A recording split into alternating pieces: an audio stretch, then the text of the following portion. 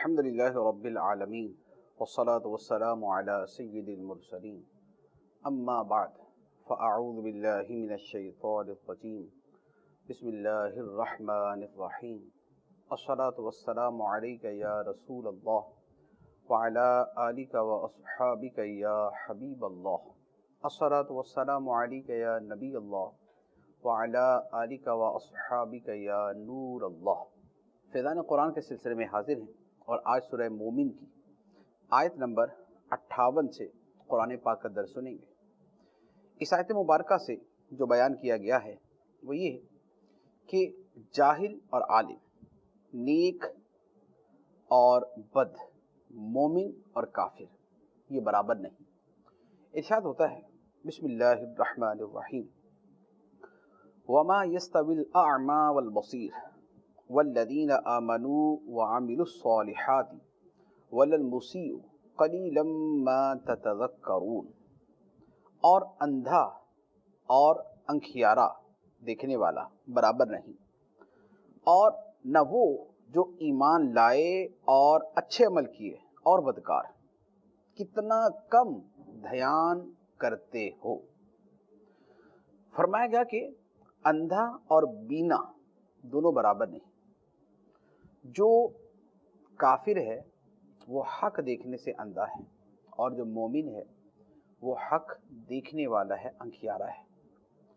جو اعمال صالحہ کرنے والا ہے وہ اور جو برے اعمال کرنے والا ہے یہ دونوں برابر نہیں۔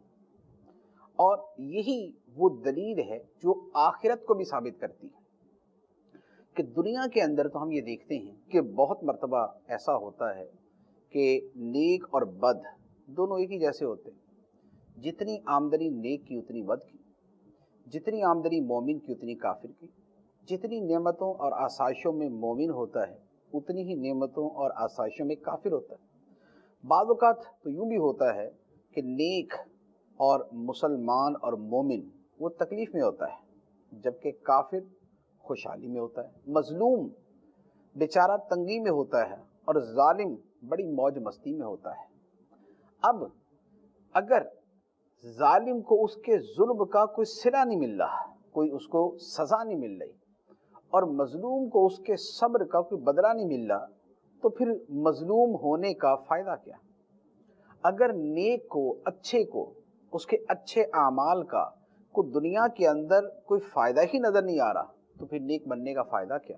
اچھے اخلاق کا فائدہ کیا؟ اگر دوسروں کا بھلا کرنے کا کوئی صلہ ہی نہیں ہے، اور دوسروں کا مال لوٹنے کی طاقت اور قوت اور رعب اور اقتدار کی وجہ سے ہمیں اگر کوئی سزا ہی نہیں ملنی، تو پھر کیا ضرورت ہے لوگوں کے حقوق ادا کرنے کی؟ تو یہ جو دونوں کا فرق ہے کہیں تو ظاہر ہونا چاہیے۔ یہ کائنات وجود میں آئی ہے اور حق کے ساتھ وجود میں آئی ہے، عدل کے ساتھ وجود میں آئی ہے، تو یہ نیک و بد کا فرق، یہ مومن و کافر کا فرق کہیں تو ظاہر ہونا چاہیے۔ یہ تو عقل تقاضا کرتی ہے۔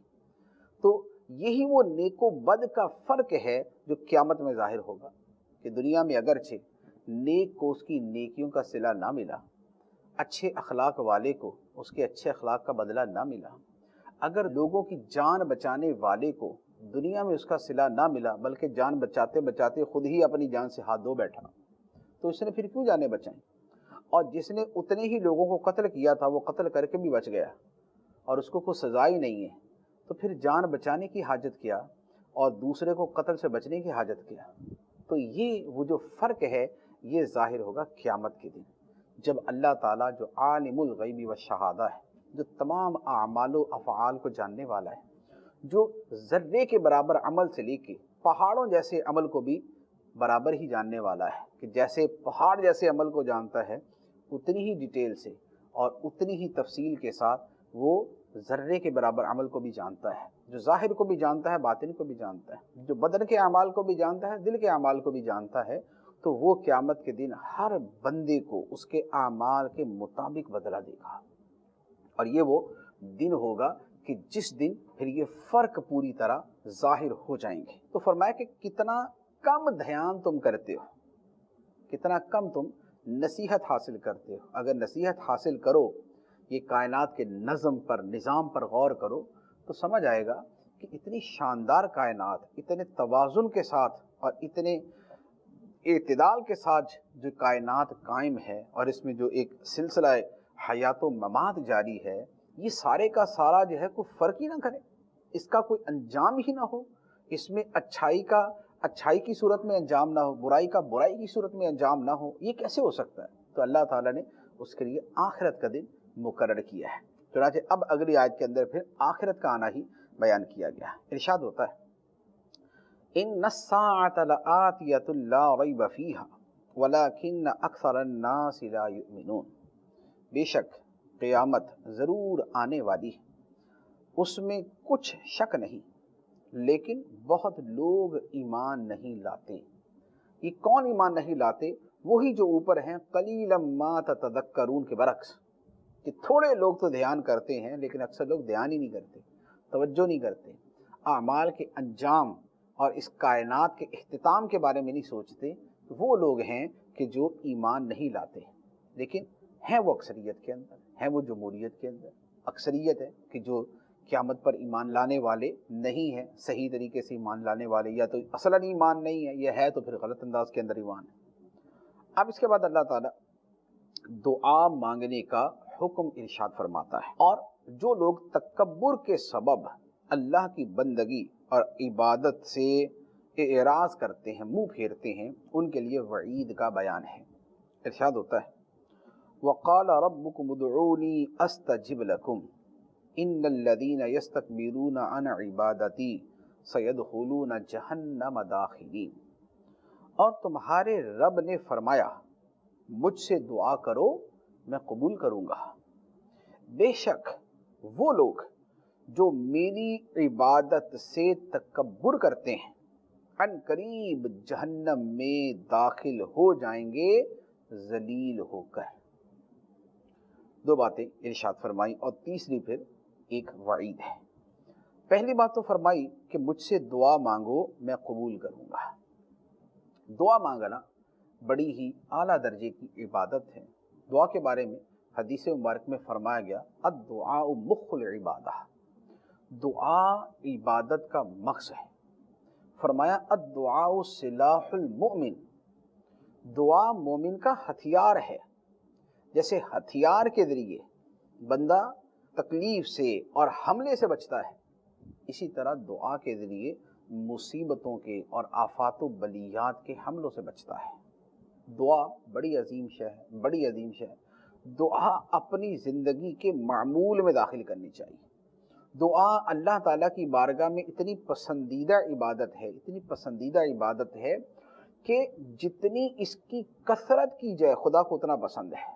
دنیا میں تو یہ ہوتا ہے کہ کسی سے بار بار مانگے تو وہ بار بار مانگنے کو ناپسند کرتا ہے کہ یار کیا پیچھے پڑے رہتے ہو، مانگتے ہی رہتے ہو، لیکن خدا کی شان اس سے بلند ہے۔ خدا مانگنے سے خوش ہوتا ہے، نہ مانگنے سے نہ خوش ہوتا ہے۔ جو خدا سے مانگنے سے بچتے ہیں، ہٹتے ہیں، نہیں دعا کرتے، اللہ تعالیٰ ان سے راضی نہیں۔ جو خدا سے جتنا مانگتا ہے خدا اس سے راضی ہوتا ہے۔ تو دعا مانگنا یہ بڑی ہی پیاری عبادت ہے، دعا اپنے معمول میں شامل کرنی چاہیے۔ اور پھر دعا کے بارے میں یہ بھی ہے کہ دعا صرف مصیبت کے وقت نہ مانگے، بلکہ جب بندہ خوشحال ہے اس وقت بھی دعا مانگے۔ ہم پہ مصیبت پڑتی ہے تو پھر ہم دعائیں مانگتے ہیں یا اللہ یہ مصیبت دور کر دے، وہ بھی ایک اچھی بات ہے، لیکن اعلیٰ ترین حالت یہ ہے کہ بندہ خوشی کی حالت میں، خوشحالی کی حالت میں بھی دعا مانگے۔ بلکہ جو بندہ خوشحالی کے زمانے میں دعا مانگتا ہے، بدحالی کے زمانے میں اللہ تعالیٰ اس کی دعا زیادہ قبول فرماتا ہے۔ اچھا، پھر دعا کے اندر یہ بھی ہے کہ دعا جو ہے اس میں جلد بازی نہ کی جائے۔ بعض لوگ بولتے ہیں یار ہم تو دعا مانگتے قبول ہی نہیں ہوتی، تو اس میں کئی حکمتیں ہوتی ہیں۔ بعض اوقات تو بندہ بہت سے اہم آداب کو فراموش کر دیتا ہے، چھوڑ دیتا ہے۔ جیسے دعا مانگی، ابھی نماز سے فارغ ہوئے، مغرب میں دعا مانگی، عشاء کے اندر بیٹھے ہوئے، یار مغرب میں دعا مانگ کے آیا تھا ابھی تک قبول نہیں ہوئی، یا ابھی دعا مانگی اور بس جلدی مچائی ہوئی ہے کہ نہیں جلدی جلدی قبول ہو جائے، جو میں نے مانگا مل جائے۔ تو یہ جو جلد بازی کرنے والے ہیں ان کی دعا قبول نہیں ہوتی۔ حدیث مبارک کے اندر یہ مضمون موجود ہے۔ اچھا، اسی طرح گناہ کے بارے میں جو دعا کی جائے وہ بھی قبول نہیں ہوتی۔ اسی طرح بعض گناہ ایسے ہیں کہ اگر ان گناہوں کا ارتکاب ہو تو ان کے ہوتے ہوئے دعا قبول نہیں ہوتی۔ جیسے جو بندہ اپنے رشتہ داروں سے تعلقات توڑ دے، مثلا بھائی ہے اپنی بہن سے بات ہی نہیں کرتا، اپنی بہن سے رشتہ توڑا ہوا ہے، نہیں جی ہمارا آپ کے آنا جانا ختم، بہن ہے اس نے بھائی سے رشتہ توڑا ہوا، ہمارا تمہارے آنا جانا ختم ہے، دو بھائیوں کی آپس میں لڑائی ہے، دو بہنوں کی آپس میں لڑائی ہے، پھوپھی سے لڑائی ہے، خالہ سے لڑائی ہے، یا پھوپھی خالہ کی اپنے بھانجے بتیجے سے لڑائی ہے، ماموں کی اپنے بھانجے بتیجے سے لڑائی ہے۔ تو یہ جو رشتہ داری توڑنا ہے، اس کے ہوتے ہوئے دعا قبول نہیں ہوتی، اور افسوس یہ ہے کہ ہمارے ہاں یہ چیز کم نہیں ہے، ہم میں شاید ہی چند ہی افراد ایسے ہوں گے کہ جن کا واقعہ اپنے سارے رشتہ داروں سے صحیح طرح کا تعلق ہوگا، ورنہ دو سے صحیح ہوتا ہے چار سے خراب ہوتا ہے، چار سے صحیح ہوتا ہے تو دو سے خراب ہوتا ہے۔ تو اب رشتہ داری توڑیں گے تو پھر دعا قبول نہیں ہوگی، بلکہ جس قوم میں رشتہ داری توڑنے والا بندہ موجود ہو، اللہ تعالیٰ اس قوم کی دعا قبول نہیں کرتا۔ تو اب دیکھ لیں کہ کتنی سخت وعید ہے اس معاملے پر، تو رشتہ داری توڑنے سے بھی بچنا چاہیے۔ اچھا، اسی طرح جو حرام کھاتے ہیں ان کی دعا قبول نہیں ہوتی۔ اب ہمارے ہاں یہ بات تو بہت کرنے والے ہیں کہ یار میری دعا قبول نہیں ہوتی، میری دعا قبول نہیں ہوتی، لیکن کبھی غور کیا کہ رزق حلال ہماری قوم میں ہے کتنا؟ اگر ہم اپنی ہی قوم کے بارے میں سوچ لیں، مثال کے طور پہ ہم پاکستان میں رہتے ہیں، تو ذرا اپنی قوم کے بارے میں آپ غور فرمائیں کسی دن کہ ہمارے ہاں حلال ہے کتنا۔ جس بندے کا داؤ لگتا ہے شاید و باید ہی ہے کہ اللہ تعالیٰ جس بندے کو توفیق دے دے وہ بچ جائے، ورنہ وہ ڈنڈی مارنے پہ، وہ حرام کھانے پہ تلا ہوتا ہے۔ جو سرکاری ملازمت کرتے ہیں، کیا مجال ہے کہ رشوت کے بغیر کام کریں؟ کوئی اللہ کا نیک بندہ ہوگا کہ جو رشوت کے بغیر بھی کام کرتا ہوگا؟ بڑے بڑے محکمے رشوتوں سے بھرے ہوئے۔ جو اپنے چھوٹے موٹے کاروبار کرتے ہیں، پھل بیچنے والا پھل خراب بیچے گا، سبزی بیچنے والا سبزی بیچنے میں ڈنڈی مارے گا، الیکٹرانکس کا سامان بیچنے والا اس کے اندر ڈنڈی مار دے گا، اس میں جھوٹ بولے گا، جھوٹی قسمیں کھائے گا۔ تو جب قدم قدم پہ حرام خوری رچی بسی ہے، تو پھر یہ کہنا اور پھر یہ شکوہ کہاں کا جی ہماری دعا قبول نہیں ہوتی؟ یہ تو اللہ تعالیٰ نے پہلے ہی فرما دیا تھا اپنے نبی علیہ السلام کے ذریعے کہ حرام کھاؤ گے تو دعا قبول نہیں ہوگی۔ تو جب حرام کھانا ہے، کاروبار کے اندر حلال و حرام کی پرواہ نہیں، نوکری کے اندر جائز و ناجائز کی پرواہ نہیں ہے، پھر سود علل اعلان جو ہے وہ نظام کا نظام بنا ہوا سود کا، اور پھر کہنا جی ہماری دعا قبول نہیں ہوتی، تو یہ پھر کیا بات ہے؟ یہ کہنے کی بات نہیں۔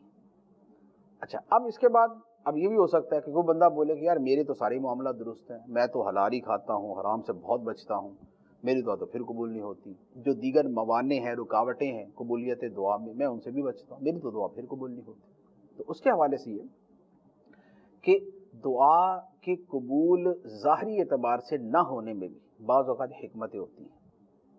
ہم ایک دعا مانگتے ہیں اور ہم یہ سمجھتے ہیں کہ ہمارے حق میں یہی بہتر ہے، جبکہ ہمارے حق میں وہ بہتر نہیں ہوتا، ہمارے حق میں کوئی اور چیز بہتر۔ ہم دعا مانگ رہے ہوتے ہیں یا اللہ 1 کروڑ روپیہ دے دے، لیکن وہی ہمارے حق میں نقصان دہ ہوتا ہے۔ پتہ اگر وہی کروڑ آ جائے گا تو اگلے دن ڈاکو بھی ساتھ ہی آئیں گے، اگلے دن جناب ساتھ ہی لوٹنے والے بھی آ جائیں گے، بہت سارے قرضے مانگنے والے بھی آ جائیں گے جن سے بعد میں لڑائیاں کریں گے، رشتہ دار بھی آ جائیں گے جن کے ساتھ پھر ہماری عام زندگی کے اعتبار سے پھر ہماری بنے گی نہیں کبھی۔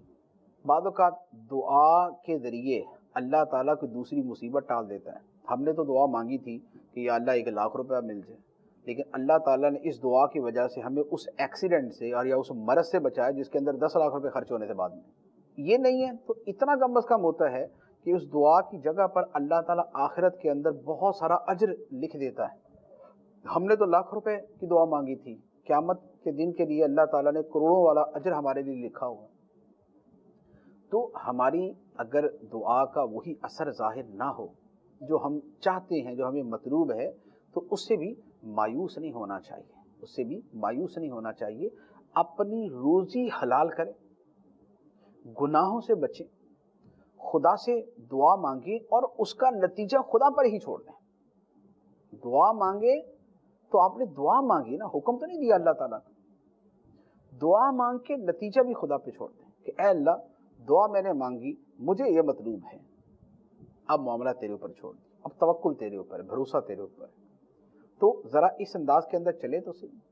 حرام سے ایسے بچیں جیسے آگ سے بچتے ہیں، حرام کا لقمہ کھانے سے ایسے بچیں کہ جیسے آگ کا انگارہ اٹھا کے منہ میں ڈالنے سے بچتے ہیں، اتنا حرام سے، شبے کے مال سے بھی ایسے بچیں۔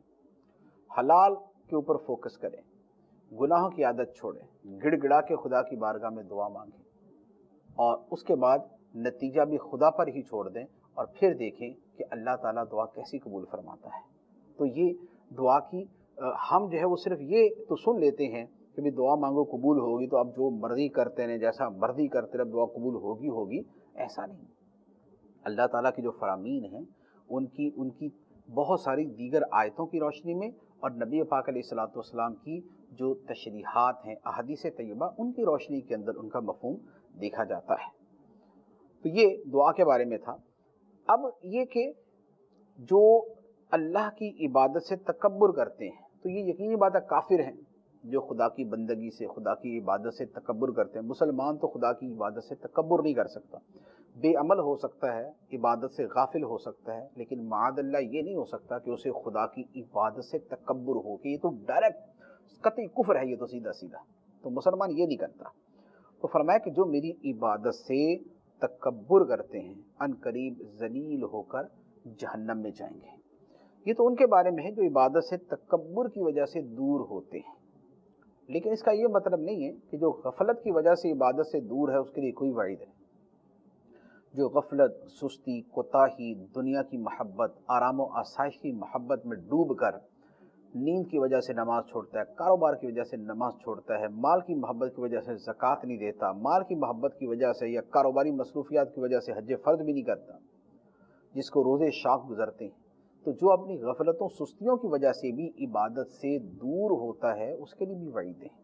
جیسے نماز کے بارے میں کہ جو ایک نماز بھی جان بوجھ کے چھوڑ دے اس کا نام جہنم کے دروازے پہ لکھ دیا جاتا ہے جس سے اس نے جہنم میں جانا ہے۔ تو لہذا مطلقاً ہی عبادت سے دور ہونے، اس سے غافل ہونے سے بچنا چاہیے۔ اس کے بعد لوگوں پر اللہ تعالیٰ کے فضل کا بیان ہے، لیکن اس کے باوجود جو لوگوں کی ناشکری ہے اس کا بھی بیان ہے۔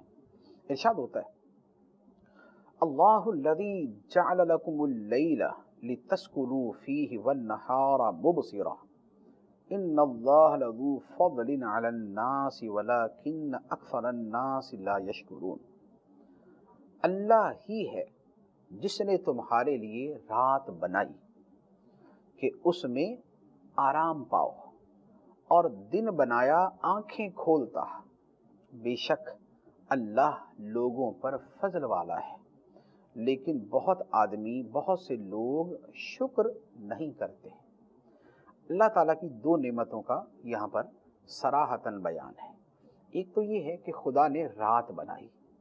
رات کیوں بنائی؟ فرمایا لتسکنوا فی، تاکہ تم اس میں سکون حاصل کرو، اس میں آرام پاؤ۔ جیسے ہم رات کو سوتے ہیں تو سونے سے ہمیں آرام ملتا ہے، سکون ملتا ہے، ہمارا ذہن جو ہے وہ تر و تازہ ہو جاتا ہے، طبیعت کے اندر فریشنس آ جاتی ہے۔ اور دن بنایا آنکھیں کھولنے والا، کہ دن ہوتا ہے آنکھیں کھلتی ہیں، اب روزگار کا سلسلہ ہے، اب دنیا کے معاملات اور دنیا کے معمولات کا سلسلہ جاری ہو جاتا ہے۔ تو یہ رات اور دن کا بننا جو ہے یہ اللہ تعالیٰ کا عظیم فضل ہے۔ اگر یہ رات اور دن کا سلسلہ نہ ہو تو زندگی بڑی کٹھن ہو جائے۔ دنیا میں صرف رات ہی رات ہو تو وہ جو سورج کے فوائد ہیں سارے ختم ہو جائیں، اور پھر رات ہونے کی وجہ سے ٹھنڈک اتنی بڑھتی جائے کہ جینا مشکل ہو جائے، اور اگر ہر وقت دن ہی رہے رات نہ ہو تو تپش اتنی بڑھ جائے کہ زمین کے اوپر رہنا مشکل ہو جائے۔ تو یہ خدا کا فضل ہے کہ اس نے رات اور دن ہمیں دونوں عطا فرمائے۔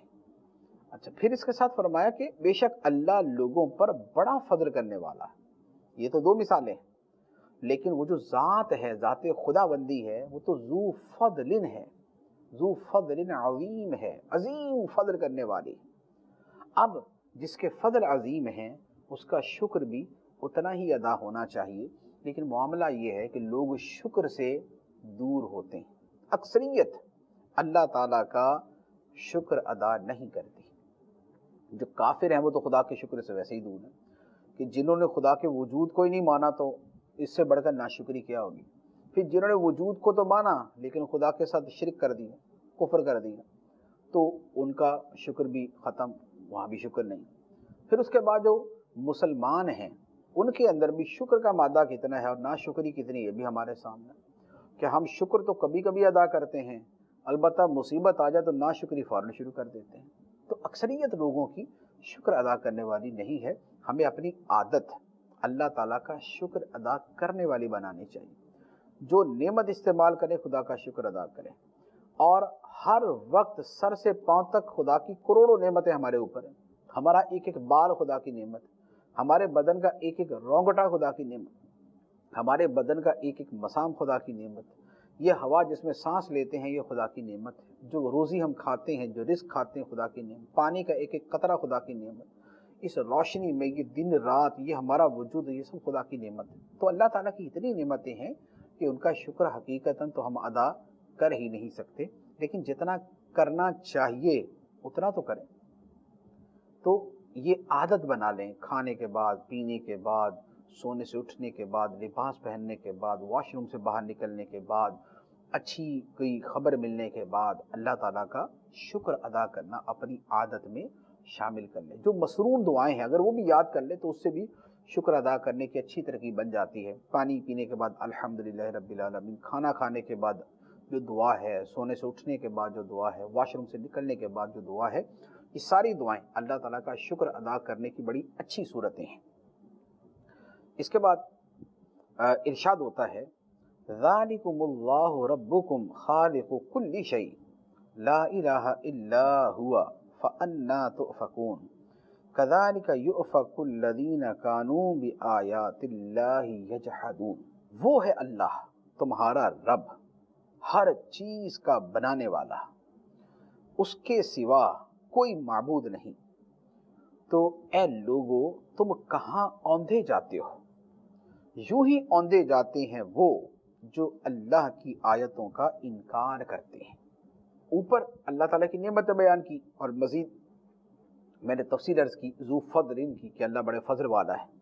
تو اب فرمایا کہ یہ جس کی یہ شانیں ہیں وہ اللہ ہے، وہ ہے تمہارا رب. ذالکم اللہ ربکم، وہ اللہ تمہارا رب ہے، ہر شے کا خالق، دن کا خالق، رات کا خالق، آسمان کا خالق، زمین کا خالق، شرق کا خالق، مغرب کا خالق، کائنات کا خالق، گلیکسی کا، کہکشاؤں کا، چاند سورج ستاروں کا خالق. فرمایا وہ اللہ ہے تمہارا رب، ہر شے کا خالق. تو جو ایسا خالق ہے، جو ایسی شانوں والا ہے، جو ایسی عظمتوں والا ہے، فرمایا اس کے سوا کوئی معبود نہیں. معبود وہی ہے، عبادت کا حقدار وہی ہے جس کی یہ شانیں ہیں. تو اے وہ لوگو جو خدا کی بندگی سے پھرتے ہو، جو خدا کی بندگی سے پھرتے ہو، اعراض کرتے ہو، منہ موڑتے ہو، کہاں اوندے جاتے ہو؟ یہ تو ایک عقل سلیم بھی تقاضا کرتی ہے. انسانی عقل کہتی ہے کہ جس خدا کی ایسی شانیں ہوں، جو اتنی عظمتوں والا ہو، سر بھی اسی کے سامنے جھکنا چاہیے، سر نیاز اسی کے سامنے خم ہونا چاہیے، جبین نیاز اسی کے سامنے زمین پہ لگنی چاہیے. تو کہاں جاتے ہو؟ کہاں اوندے جاتے ہو؟ کہاں پھرے جاتے ہو؟ الٹے منہ جاتے ہو. اور پھر ساتھ ہی فرمایا کہ وہ جو اللہ کی آیتوں کا انکار کرتے ہیں وہ ایسے ہی اوندے جاتے ہیں، جو ایسے ہی الٹے پھرتے ہیں، ایسے ہی منہ کے بل گرتے ہیں، جن کے سامنے اللہ کی آیتیں، اللہ کی طرف سے بیان کردہ دلائل پیش کیے جاتے ہیں، اور پھر اس کے باوجود بھی وہ تسلیم نہیں کرتے حق کو، خدا کے معبود ہونے کو، توحید کو. تو وہ بھی جو ہے وہ ان کی بھی ایسی ہی حالت ہے کہ عقل سے وہ بالکل فارغ ہے. اب اللہ تعالیٰ کے عظمت و شان پر اور اس کے وجود پر اور دلائل کا بیان. ارشاد ہوتا ہے اللہ الذی جعل لکم الارض قرارا والسماء بناء وصورکم فاحسن صورکم ورزقکم من الطیبات ذالکم اللہ ربکم فتبارک اللہ رب العالمین. اللہ ہی ہے جس نے تمہارے لیے زمین ٹھہری ہوئی بنائی اور آسمان کو چھت بنایا اور تمہاری صورت بنائی تو تمہاری صورتیں اچھی بنائیں اور تمہیں ستھری چیزیں رزق کے طور پر دیں. یہ ہے اللہ تمہارا رب، تو بڑی برکت والا ہے اللہ، سارے جہانوں کا رب. یہ آیت مبارکہ جو ہے یہ بھی اللہ تعالیٰ کی شانوں اور اللہ تعالیٰ کی تخلیق کی وسعت، اس کی قدرت کی عظمت پر دلالت کرتی ہے۔ فرمایا اللہ ہی ہے جس نے تمہارے لیے زمین کو قرار بنایا، ٹھہراؤ بنایا، ٹھہری ہوئی بنایا۔ اگرچہ وہ اپنی جگہ جو اس کا نظام ہے، جو نظام دنیا ہے، ہماری اس زمین کا نظام ہے، وہ اپنی جگہ جیسا بھی چلنے والا، لیکن ایسا نہیں ہے کہ ہم اس کے اوپر چلیں تو ڈگمگائیں۔ اسے ہمارے لیے ایسا بنایا کہ ہم اس کے اوپر چلتے ہیں اور ہم گرتے نہیں، ہم اس کے اوپر چلتے ہیں، موومنٹ کرتے ہیں، شرق سے غرب کے سفر کرتے ہیں۔ اور آسمان جو ہے وہ ایسے ہے کہ جیسے ایک چھت ہے۔ جب ہم آسمان کو دیکھتے ہیں تو ہمیں ایسے نظر آتا ہے نا جیسے ایک چھت ہے، تو فرمایا کہ وہ آسمان جو ہے وہ اس زمین کے اوپر ایک چھت کے طور پہ بنائی۔ تو یہ اللہ تعالیٰ کی قدرت کے دو مظاہر۔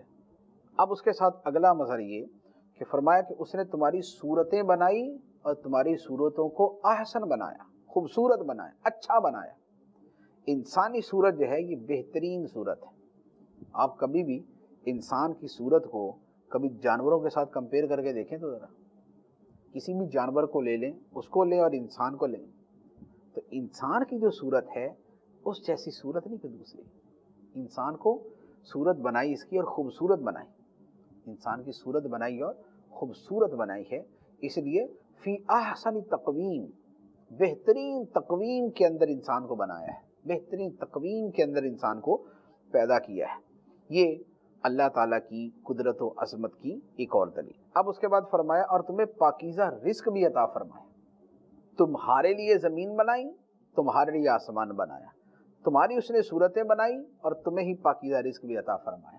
سبحان اللہ۔ تو جس کے کرم بالائے کرم ہے، جس کے رحمتوں کا اور جس کی مہربانیوں کا ہمارے اوپر تسلسل سے جو ہے وہ ایک موسلادھار بارش کی طرح جو ہمارے اوپر برس رہی ہیں، تو اللہ تعالیٰ فرماتا ہے ذالکم اللہ ربکم، وہ اللہ ہے تمہارا رب، وہ اللہ ہے تمہارا رب جس کی یہ شان ہے۔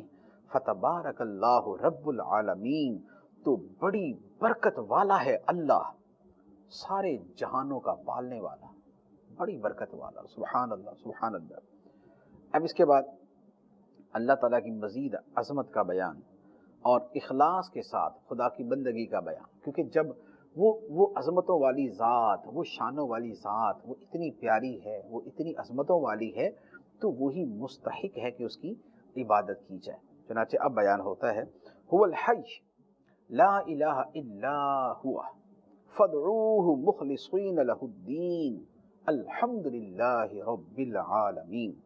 وہی زندہ ہے، اس کے سوا کوئی معبود نہیں، تو اسی کی عبادت کرو، اسی کے لیے دین کو خالص کرتے ہوئے۔ سب خوبیاں اللہ کے لیے جو سارے جہانوں کا رب ہے، پالنے والا ہے۔ تو فرمایا کہ یہ جس خدا کی شان بیان کی وہی زندہ ہے، وہی زندہ ہے، یعنی جو ذاتی طور پر زندہ ہے وہ تو خدا ہے۔ ہمارے اندر زندگی ہے تو یہ خدا نے دی تو ہے، خدا واپس لے لے گا تو ختم۔ تو یہ زندگی تو عدم پہ ہے، عدم کے کنارے پر ہے۔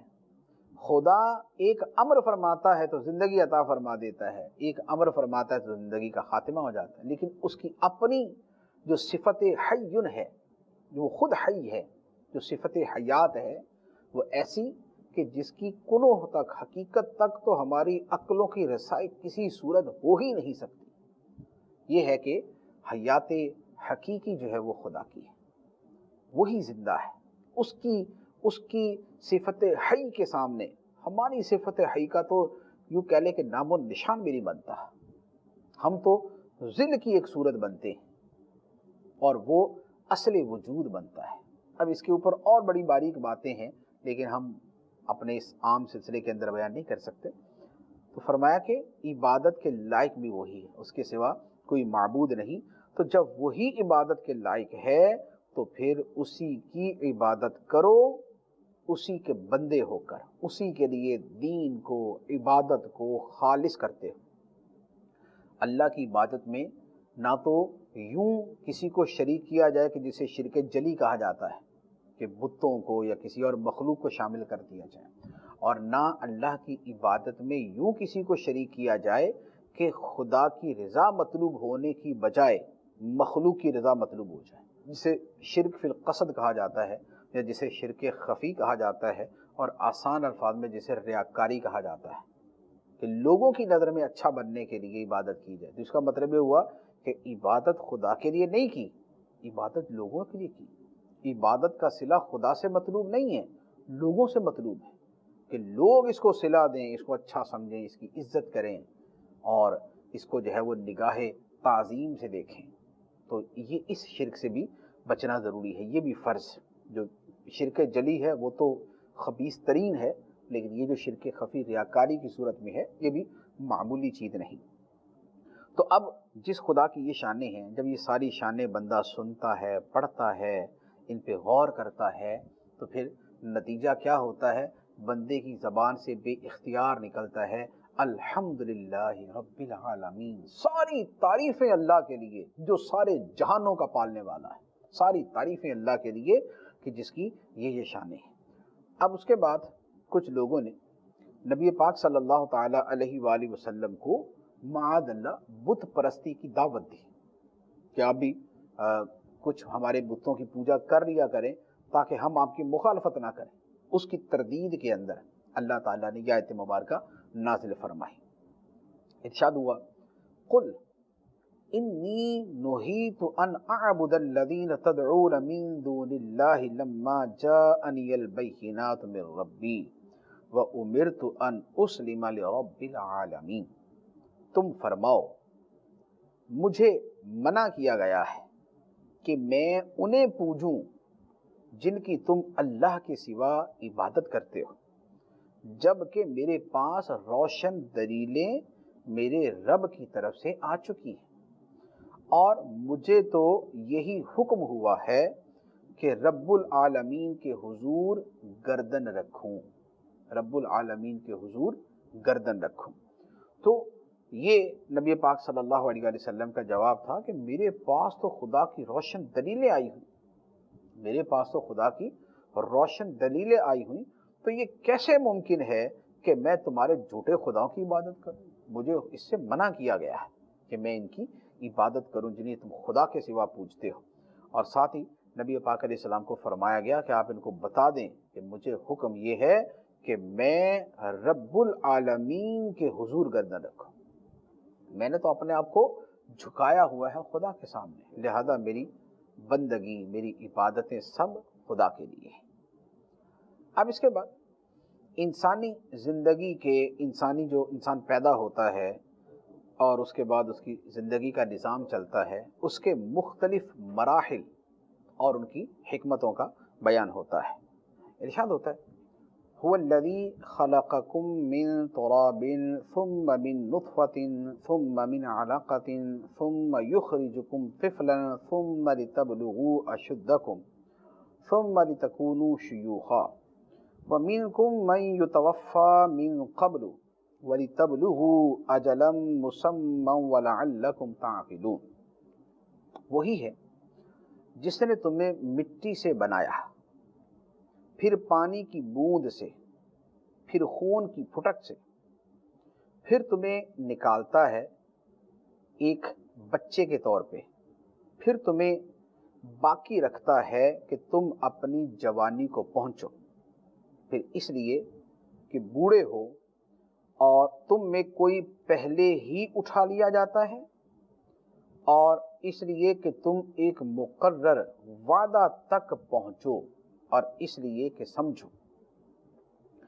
یہ سارے وہ مراحل ہیں کہ انسان کو مٹی سے بنائے، آدم علیہ السلام مٹی سے بنے، پھر جب انسان کی تخلیق کے مراحل ہوتے ہیں کہ آدم علیہ السلام اور حضرت حوا کے بعد جو انسانوں کی تخلیق کا سلسلہ ہوا، تو وہ پانی کی بوند سے یعنی نطفہ منی سے، پھر وہ نطفہ جو ہے خون کی پھٹک میں تبدیل ہوتا ہے، پھر اس کے بعد جو ہے وہ مضغہ بنتا ہے، پھر اس کے بعد وہ ایک بچے کی صورت اختیار کرتا ہے۔ اب اس کے بعد پھر عمر کا حساب ہے، کوئی تو جوانی کی عمر کو پہنچتا ہے اور وہی ختم ہو جاتا ہے، کوئی بڑھاپے کی عمر کو پہنچتا ہے، اور لیکن ہر ایک کے لیے زندگی کی ایک حد ہے، کوئی انسان بھی ہمیشہ کے لیے نہیں ہے، ہر ایک کی زندگی کی ایک اختتامی مدت ہے۔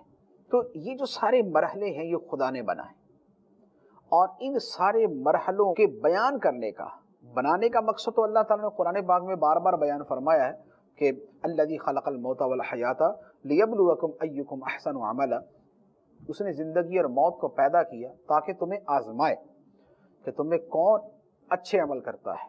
تو تخلیق کا مقصد تو یہ ہے، لیکن یہاں اس ساری تفصیل کے بیان کرنے کا مقصد یہ ہے لعلکم تعقلون، تاکہ تم غور کرو خدا کی قدرت پہ کہ اللہ تعالیٰ نے کیسے تمہاری تخلیق کی، کہاں سے تمہیں کہاں تک پہنچایا۔